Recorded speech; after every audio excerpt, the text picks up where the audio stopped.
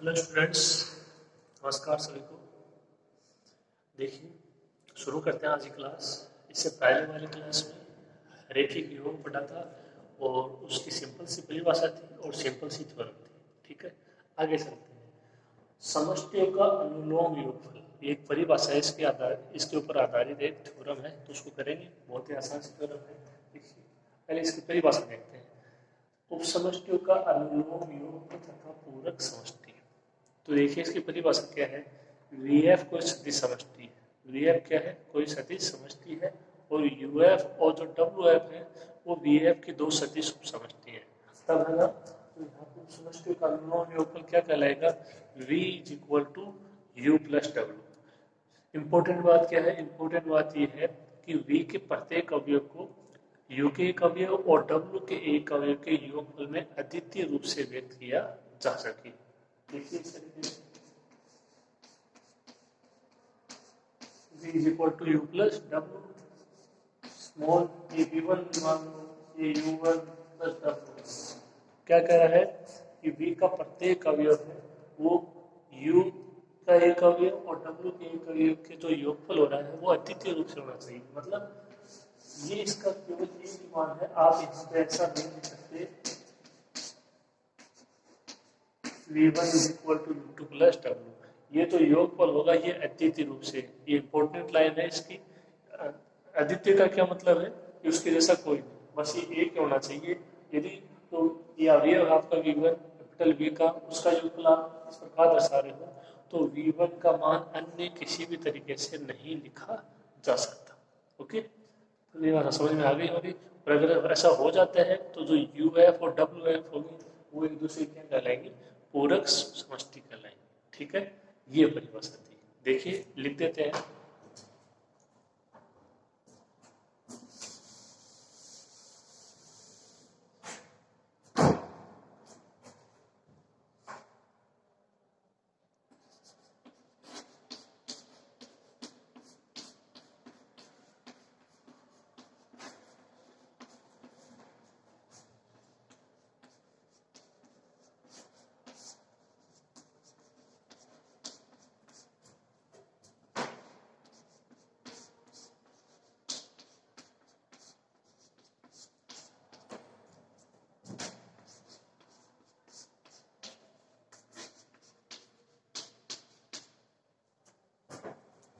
यदि BF एक सदिश समष्टि है तथा UF WF के हैं, BF की दो सदिश समष्टि है।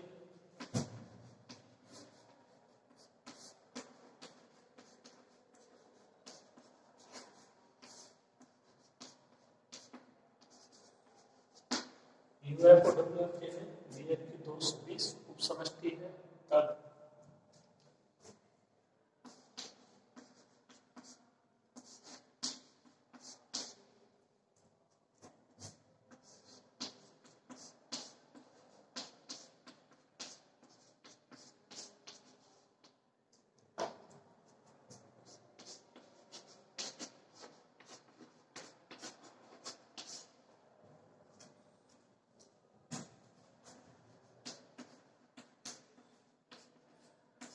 तब BF UF और WF का अनुलोम योगफल कहलाता है। यदि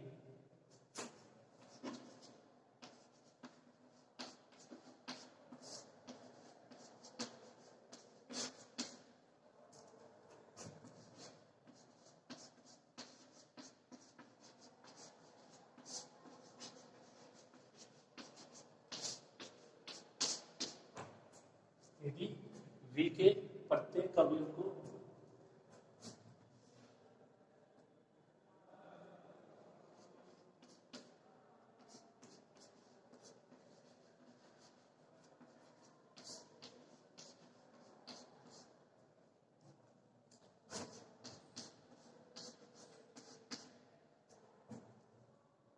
V के प्रत्येक अवयव को U के एक अवयव तथा W के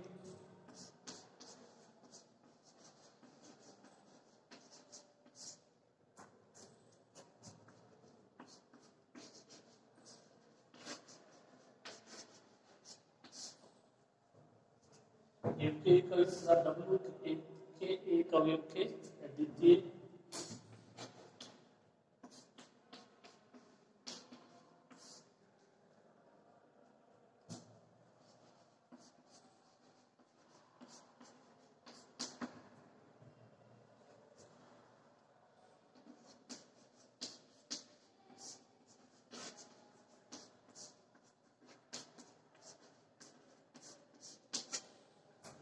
परिभाषा है। योगफल करना तो योगफल ये देखो, ये सदिश समष्टि है यूएफ और डब्ल्यू है, दो सदिश उप समष्टि हैं, बी एफ और यूएफ का अनुलोम योगफल कहलाता है वी के प्रत्येक अवयव को। आपको इसमें अगर लेना है और उसका मान होना क्या चाहिए, यू का एक अवयव और डब्ल्यू के एक अवयव के अद्वितीय योगफल के रूप में।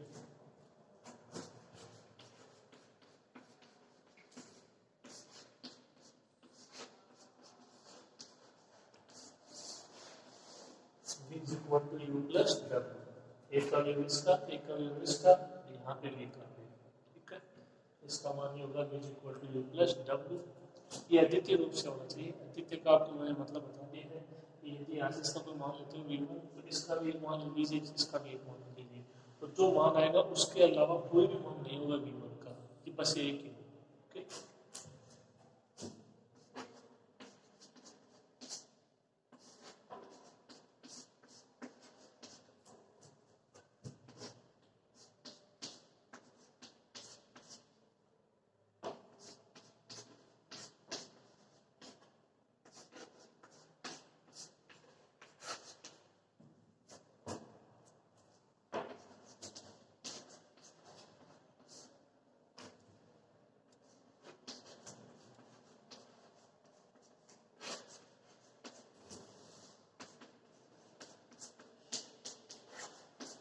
और यदि ऐसा हो जाता है तो यूएफ और डब्ल्यूएफ क्या होंगी, एक दूसरे की पूरक उपसमष्टि होंगी। ठीक है, सिंपल सिंपली भाषा है, नोट कर लीजिए, थ्योरम करते हैं।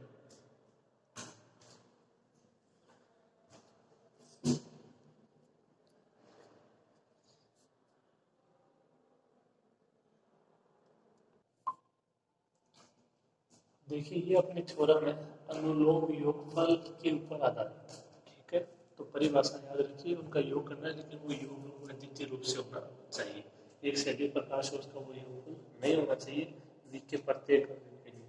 थ्योरम का स्टेटमेंट पढ़िए आप अच्छे से। एक सदिश समष्टि वी एफ सदिश समष्टि का अपनी दो उपसमष्टियों यूएफ और डब्ल्यूएफ, मतलब वीएफ की दो उपसमष्टियां हैं यूएफ और डब्ल्यूएफ, इनका अनुलोम योगफल होने का आवश्यक और पर्याप्त प्रतिबंध निम्न प्रकार से है। v is equal to u plus w, u intersection w is equal to 0। आवश्यक प्रतिबंध में लेके चलेंगे कि यूएफ और डब्ल्यूएफ का अनुलोम योगफल होगा v। ठीक है, फिर ये आपको दोनों पार्ट प्रूव करने हैं, फिर दोनों पार्ट लेके चलेंगे और दिखाएंगे कि यूएफ और डब्ल्यूएफ क्या है, वीएफ के अनुलोम योगफल, मतलब v का मान u प्लस w के रूप में। तो देखिए पहला पार्ट तो इसमें इसकी परिभाषा से हो जाएगा, अनुलोम योगफल आप लेके चलोगे तो ये इसकी परिभाषा से ही। ठीक है, अब इसमें दूसरा पार्ट है वो इम्पोर्टेंट है, देखिए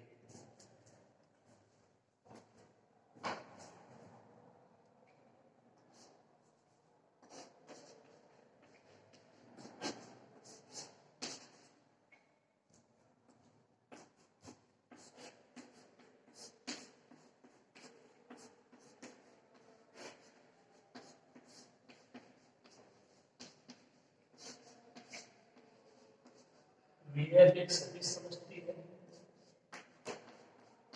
तथा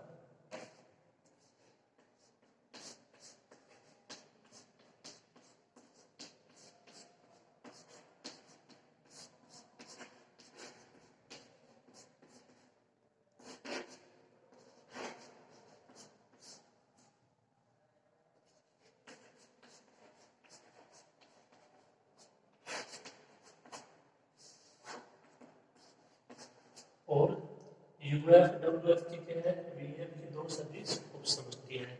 इनको आप दोनों कंडीशन में काम में ले सकते हो, आवश्यक प्रतिबंध में भी हो, पर्याप्त प्रतिबंध में भी।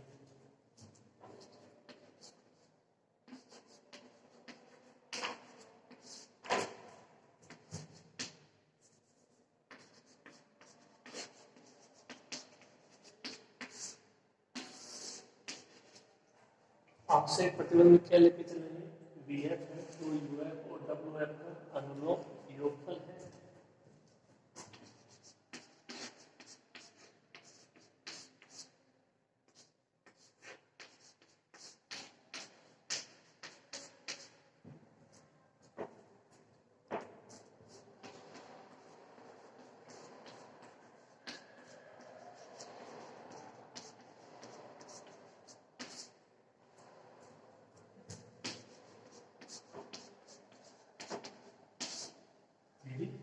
ये क्या है, यूएफ और डब्ल्यूएफ का अनुलोम योगफल।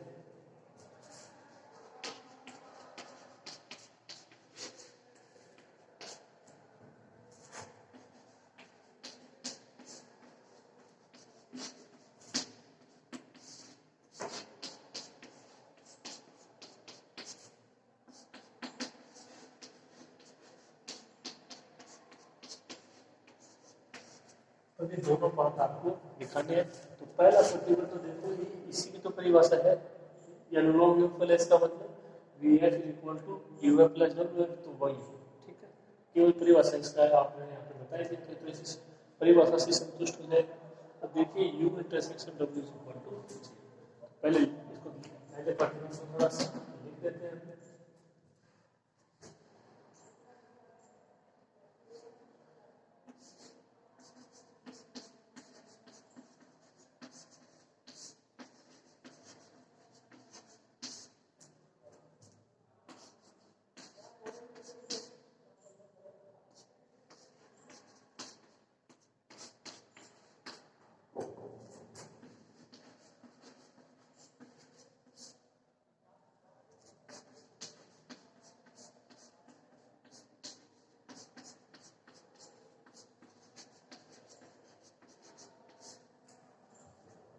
V के प्रत्येक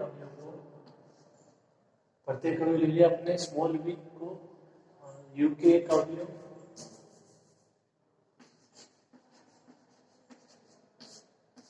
स्मॉल u तथा W के एक अवयव,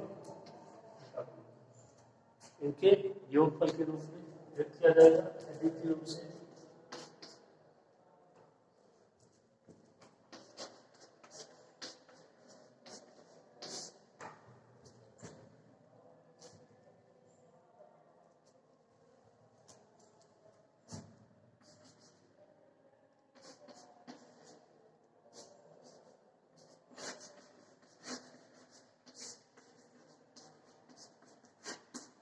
V के प्रत्येक अवयव V को U के एक अवयव U और W के एक अवयव W के योगफल के अद्वितीय रूप से व्यक्त किया जा सकता है, W के योगफल के अद्वितीय रूप से।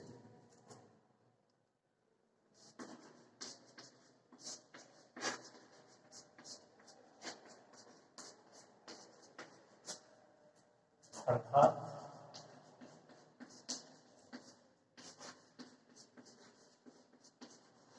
V is equal to U plus W, याद कर सकते हो।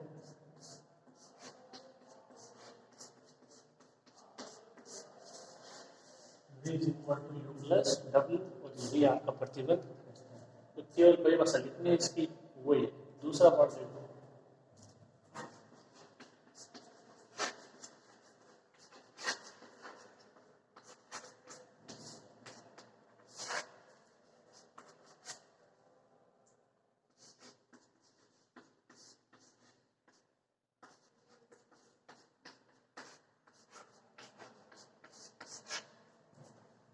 तो ये तो आपको प्रतिबंध टेस्ट में इतना सा ये लिखना होगा, ठीक है। अब शुरू कीजिए इसको, अपन दूसरा पार्ट करते हैं।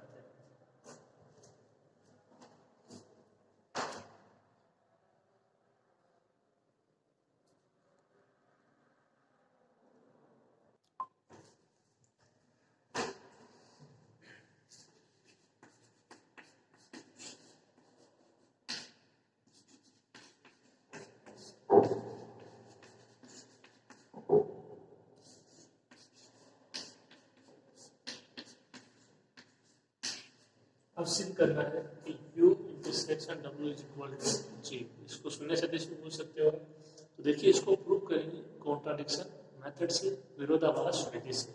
इसका उठा लेके चलेंगे, और जो अपने पास नियम है, रूल है, अगर उनकी विपरीत बात आती है तो जो लेके चले वो गलत है, ठीक है। देखिए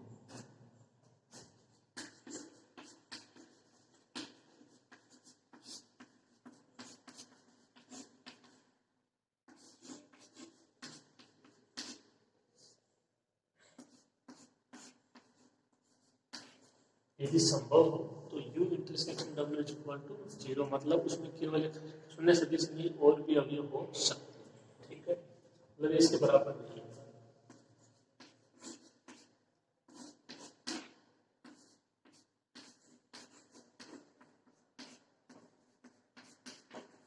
तो कोई यही काम दिया मैंने, x belongs to u intersection w।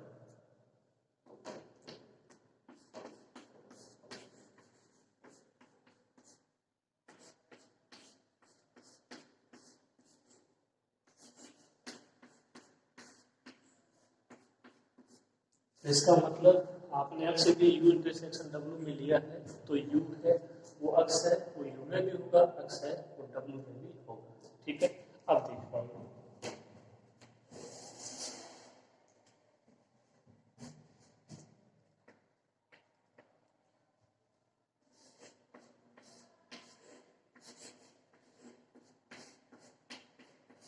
ये बात सही है कि 0 बिलोंग्स टू u और 0 बिलोंग्स टू w। ये क्या है, u और w के प्लस संक्रिया के लिए तत्समक अवयव या शून्य सदिश भी बोल सकते हो।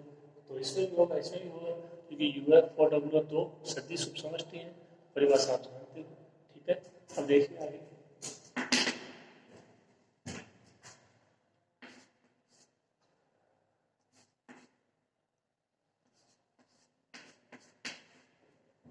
क्या x को ऐसा लिख सकते हैं, x प्लस 0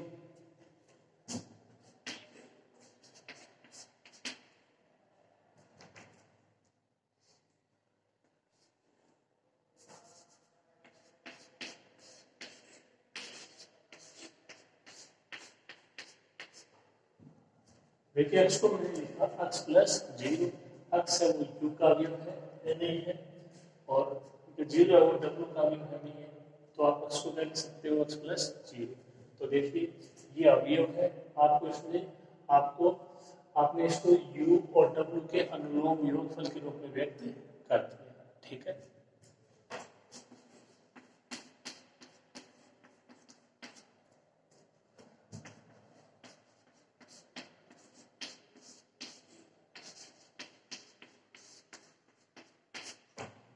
क्या x को ऐसे भी लिख सकते हैं 0 प्लस x, तो यहाँ पे 0 u का भी हो जाएगा, u मतलब दोनों में कंडीशन पालना वही हो रही है कि v is equal to u plus w। ठीक है, तो यहाँ पे ये अवयव u का ये w का संभव है, यहाँ पे ये अवयव u का ये w का ये भी संभव है।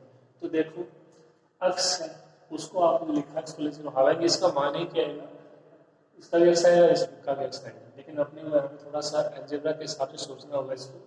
x is equal to x plus 0, x is equal to 0 plus x। तो इसका क्या मतलब हुआ, इसका मतलब ये हुआ कि x को अपन दो प्रकार से u और w के योगफल के रूप में व्यक्त कर सकते हैं। कितनी प्रकार से, दो प्रकार से, एक तो x प्लस 0 और एक 0 प्लस 1, और ये होना क्या चाहिए था, और ये कंडीशन क्या है, हाँ विरोधाभासी है। क्यों, v के एक अवयव को आप u के एक अवयव और w के एक अवयव के योगफल के अद्वितीय रूप में व्यक्त कर सकते हो, लेकिन यहाँ पे अद्वितीय नहीं है, आपने x को दो प्रकार से ये मानो कि u और w के योगफल के रूप में व्यक्त कर दिया। इसका मतलब ये सही नहीं है, तो ये सही नहीं, तो ये भी सही नहीं है। सही क्या रहेगा, u intersection w is equal to 0। ठीक है, समझ में आ गई होगी बात।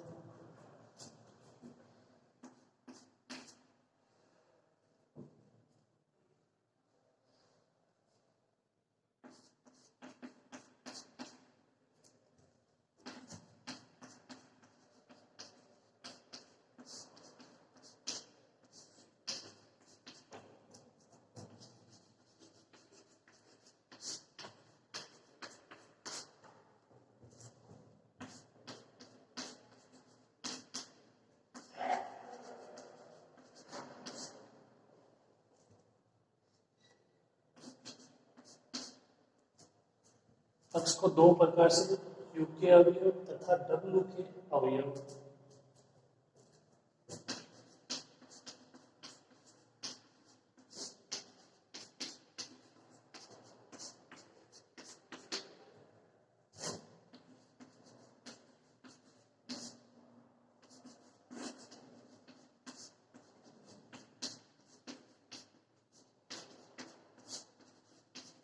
तो यहाँ से जो अपने पास निष्कर्ष निकल के आया वो यही है कि x को दो प्रकार से एक u के का अवयव और w के, यहाँ पे भी सेम कंडीशन, यहाँ भी सेम कंडीशन कि योगफल के रूप में व्यक्त किया जा सकता है, यानी ये अद्वितीय रूप से नहीं है, तो ये विरोधाभासी कंडीशन हो गई, क्योंकि अपन लेट वहां पे चल रहे हैं कि बी क्या है, यू और डब्ल्यू का अनुलोम योगफल है और वो अद्वितीय रूप से होना चाहिए, ये अपन लेके चल रहे हैं, और यहाँ पे इसकी जो कंडीशन है वो आ गई विपरीत।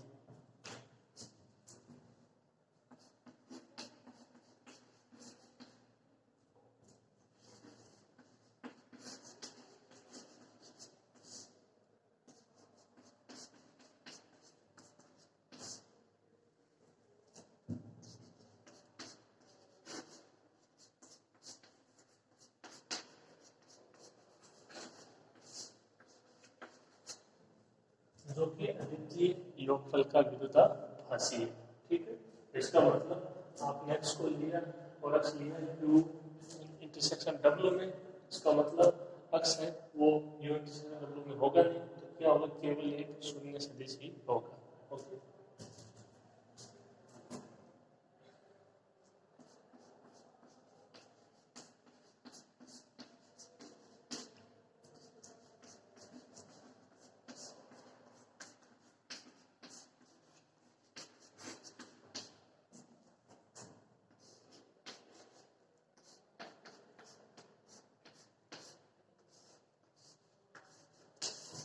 हमारा यह मानना गलत है कि u intersection w not equal to शून्य सदिश, सही का वैल्यू है।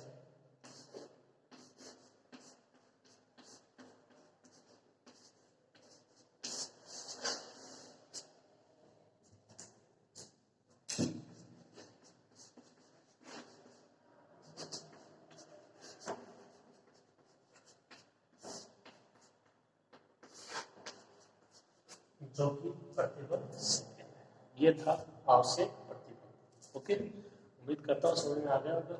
लिखिए और क्या कहते हैं, पर्याप्त प्रतिबल।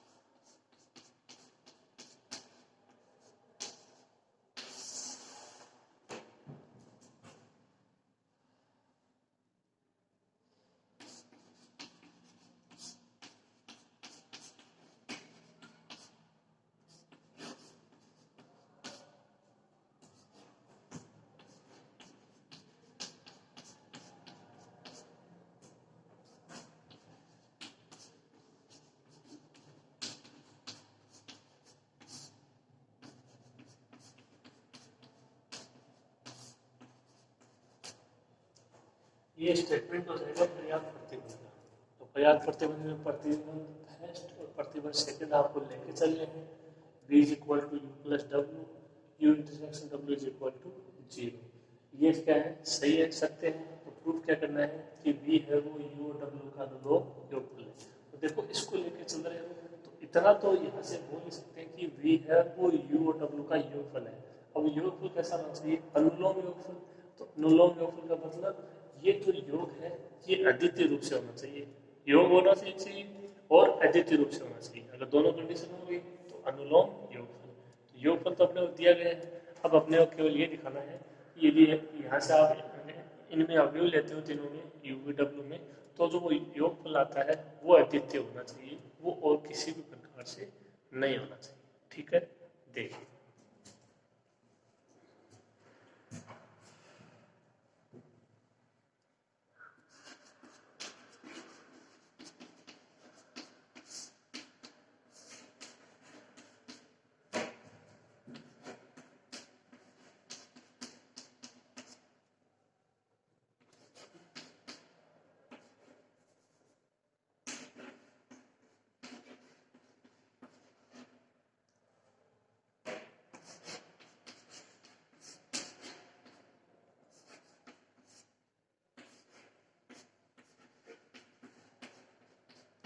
फिर प्रतिबंध है V is equal to U plus W।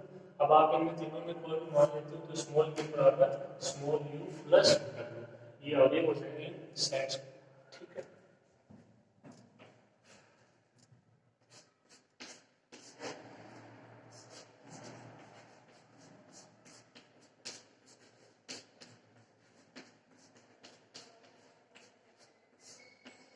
तो आप यहाँ से इतना तो बोल सकते हो कि V है वो U और W का योगफल है।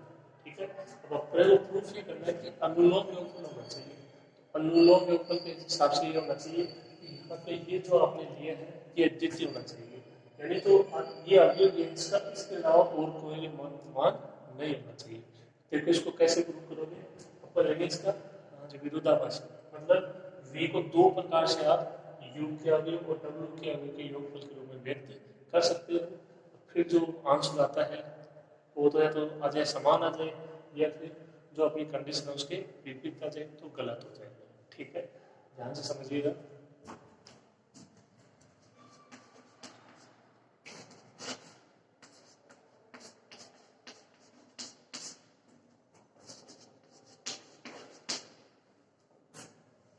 तब आपको सिद्ध करना है यहाँ पे कि योगफल का होना चाहिए, अद्वितीय होना चाहिए।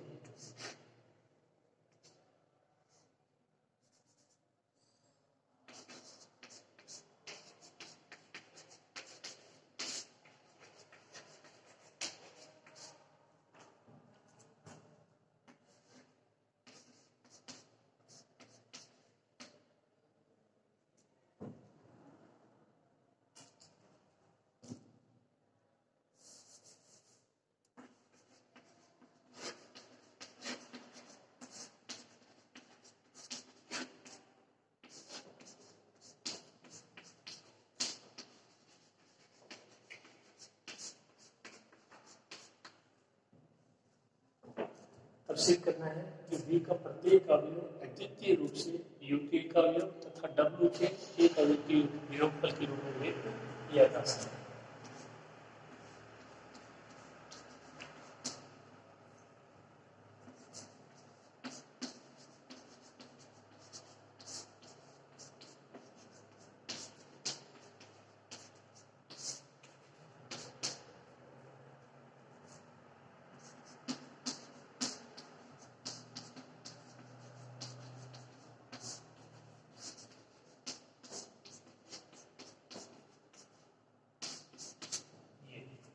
तो योगफल तो देखो है अपने पास, अब अपन लिखते हैं इसका विपरीत कंडीशन।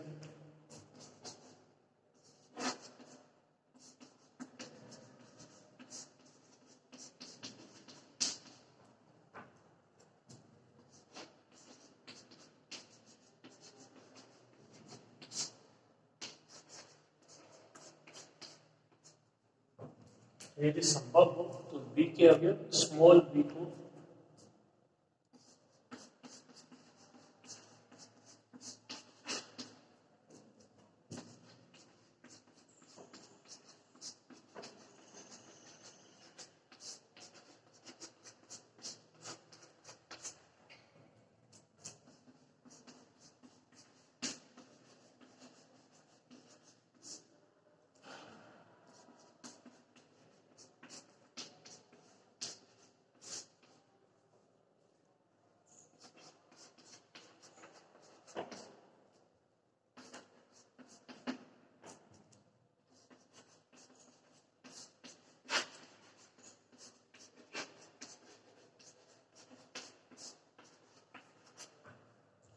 देखो इसकी विपरीत कंडीशन लिए पहले V के अवयव V को इसको दो प्रकार से U के एक अवयव और W के एक अवयव के योगफल के रूप में व्यक्त किया जा सकता है।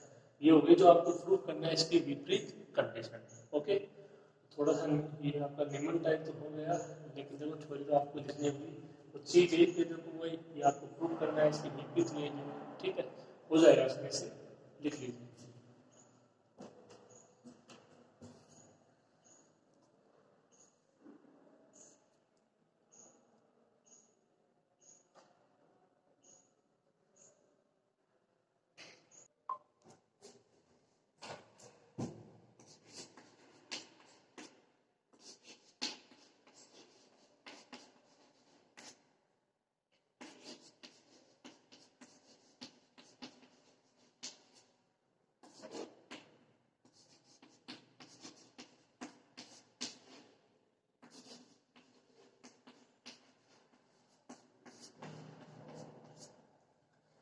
जो v स्मॉल v और ये किसका है कैपिटल v का, उसको आपको दो प्रकार से u के एक अवयव और w के एक अवयव के योगफल के रूप में व्यक्त किया जा सके। ये इसकी विपरीत कंडीशन होगी जो अपने को प्रूफ करना है। तो देखो इस तरीके से दो समीकरण आ जाएंगे अगर आप उसको दो प्रकार से लिखोगे, v equal to u1 plus w1, v equal to u2 plus w2। u1 u2 अवयव है u के और w1 w2 अवयव है w। ओके, देखिए यहाँ पे ये दोनों ही मान v के हैं, अगर इनकी एलएचएस बराबर है तो इनकी आरएचएस भी क्या रहेगी, बराबर रहेगी।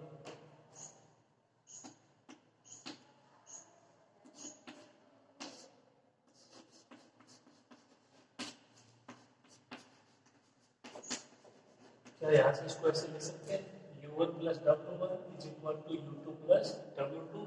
ये दोनों मान बराबर होंगे क्योंकि दोनों मान किसके हैं, स्मॉल v के मान।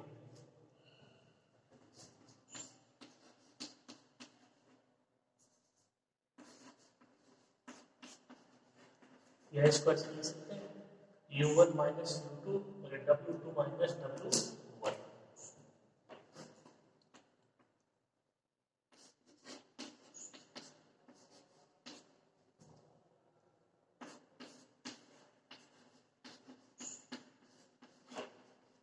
अब देखिए जब u1 बिलोंग्स टू u हो और u2 बिलोंग्स टू u हो, u क्या है, u है और वो v की सदिश उपसमष्टि है।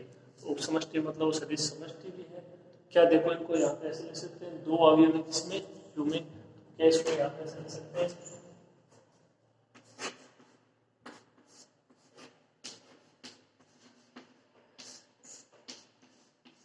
ये एक बार ऐसे कैसे, और जब u2 u का अवयव है तो माइनस u2 का अवयव हो जाएगा u का।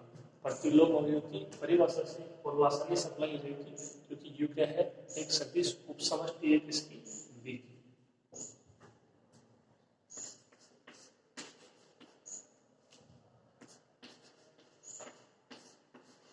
तो इसका मतलब u1 minus u2 belongs to u। इस सवाल को तरफ से u1 माइनस u2 भी किस में हो जाएगा, u हो जाएगा। इसी प्रकार w2 माइनस w1 किस में हो जाएगा, w में हो जाएगा।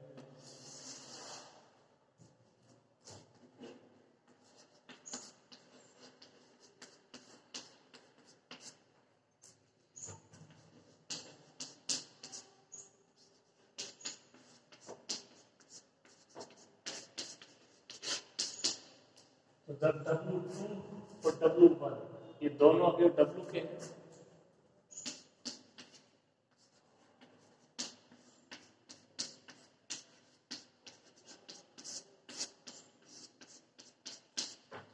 यहाँ से माइनस w1 भी किसका अवयव हो जाएगा, w का। आपके पास जो मान है उसी के हिसाब से चलिए।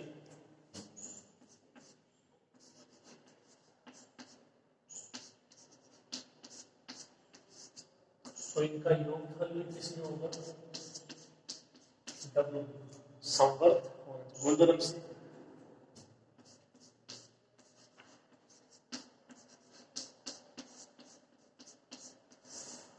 दो रिजल्ट आए अपने पास, u1 माइनस u2 अवयव होगा u का और w2 माइनस w1 अवयव होगा w का। अब देखिए ये संबंध है हमारे पास, इससे आप क्या समझे, इससे देखो ये समझते हैं कि ये दोनों बराबर है। पहली बात तो u1 माइनस u2 और w2 माइनस w2 ये दोनों बराबर है। अब देखिए u1 माइनस u2 अवयव है किसका, u का अवयव है नहीं है, यानी ये अवयव u का है और ये दोनों अवयव है वो बराबर है। इसका मतलब ये अवयव u का है तो ये अवयव u का होगा। ओके, इसी तरीके से देखो w2 माइनस w1 किसका अवयव है, ये अवयव है w का और इसका मान बराबर है u1 माइनस u2। तो यहाँ से जब हमारा w2 माइनस w1 अवयव होगा w का तो u1 माइनस u2 भी अवयव होगा w का। यहाँ पे करने का क्या मतलब है कि u1 माइनस u2 है वो u का भी अवयव होगा और w का भी अवयव होगा। w2 माइनस w1 है और w का भी अवयव होगा वो u का भी अवयव होगा। तो इस संबंध ये है कि दोनों बराबर है और बराबर है। तो यदि ये अवयव w में है तो ये भी w में, ये u में है तो ये भी u में। इम्पोर्टेंट एक कंडीशन समझ सकते हो यहाँ पे, इसको आपको समझना होगा। देखिए क्या यहाँ से इसको ऐसे लिखते हैं,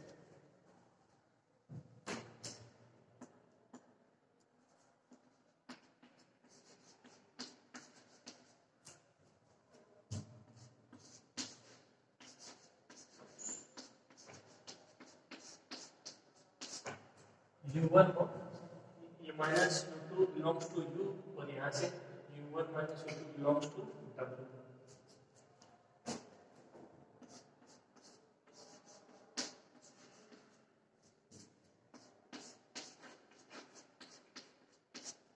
U1 माइनस U2 U का भी है, W का भी है, तो U इंटरसेक्शन W में हो जाएगा। इसी प्रकार से W minus W2 minus W1, ये U का भी अवयव है, ठीक है, इसकी सहायता से, और ये स्वयं W का भी अवयव है।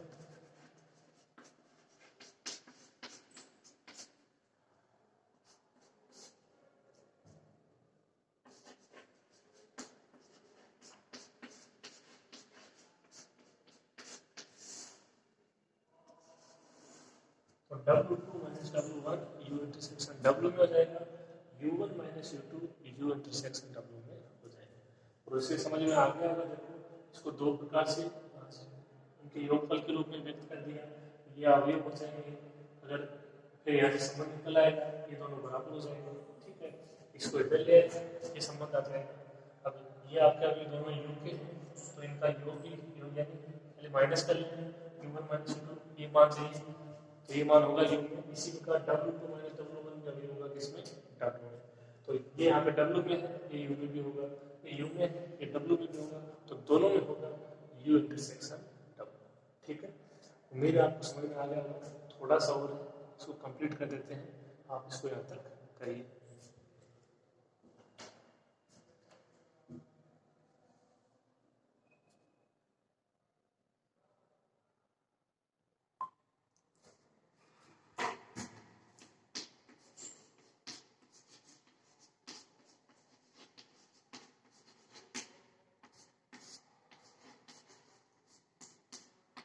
ये दोनों बराबर हैं और दोनों ही किसमें बिलोंग कर रहे हैं, U इंटरसेक्शन W, और U इंटरसेक्शन जो W है आपका सेकंड प्रतिबंध था, वो अपन यहाँ पे लेके चल रहे हैं, तो वो मान रखेंगे यहाँ पे G।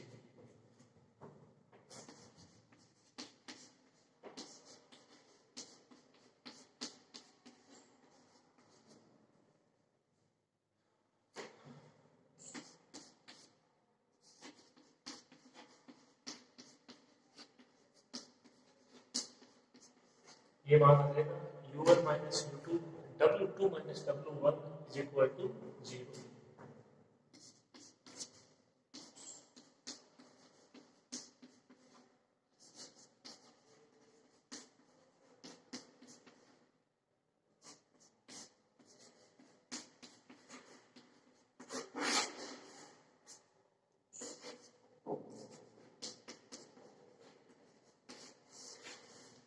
तो यहाँ से मान क्या आएगा, आप इन सबका मान अप्लाई करोगे 0, U1 minus U2 is equal to 0, W2 minus W1 is equal to 0, यहाँ से संबंध आ जाएगा U1 is equal to U2 और W1 is equal to W2। तो आप दो ले, जो स्मॉल v का मान था, तो अवयव था कैपिटल V का, आपने उसको दो प्रकार से व्यक्त किया योगफल के रूप में। एक में आया U1 plus W1, U2 plus W2। तो जब U1 और U2 दोनों बराबर हैं, तो वो दो प्रकार से काम हुआ। एक प्रकार से तो हुआ, आप उसमें रिप्लेस कर एक में कर दीजिए, चाहे तो U1 की जगह U2, U2 की जगह U1। देखो दो अलग अलग मान लिए थे अपन ने, U1 U2, और वो दोनों बराबर है। W1 W2 भी दो मान लिए थे अलग, और वो भी दोनों बराबर है। इसका मतलब दो काम, एक ही तो हुआ, और इसका मतलब योगफल कैसा हो जाएगा, अद्वितीय योगफल हो जाएगा। ओके, समझ में आ गया होगा, लिख देते हैं इसको।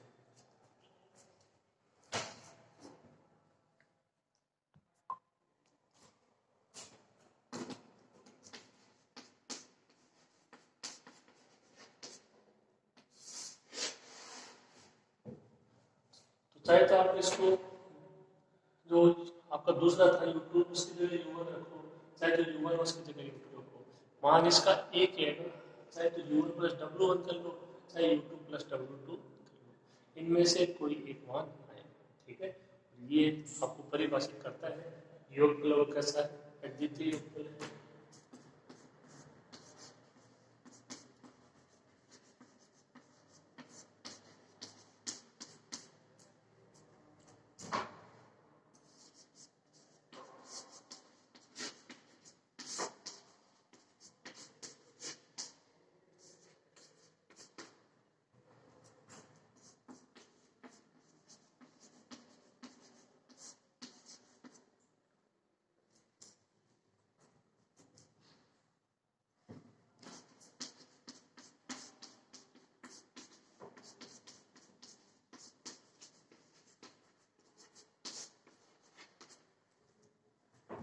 तो वी के अवयव स्मॉल वी को द्वितीय रूप से यू के एक अवयव U1 तथा W के एक अवयव W1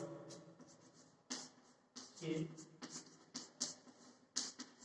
योगफल के रूप में व्यक्त किया जा सकता है।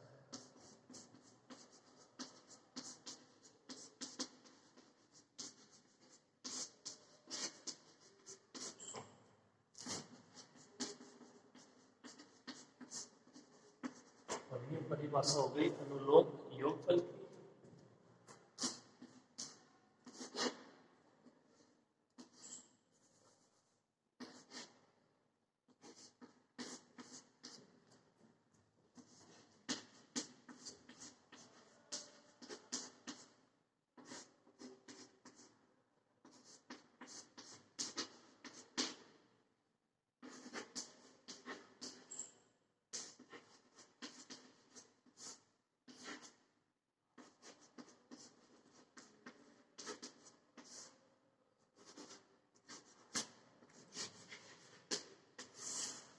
VF है वो UF तथा WF का अनुलोम योगफल है। योगफल तो पहले से था, ये द्वितीय रूप से हुआ तो अनुलोम योगफल।